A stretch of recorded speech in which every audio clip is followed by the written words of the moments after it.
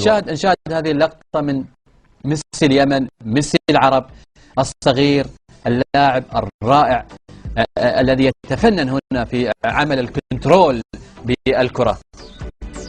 ابراهيم خلفان، كنت صغير تعمل هذا الكنترول؟ لا، في السن هذه اكبر شوي. نشوف الامكانيات الفقيرة ما شاء الله، يعني وكيف تجسيدها في لاعب صغير بالامكانيات الكبيرة التي لدى هذا اللاعب الصغير والموهبة.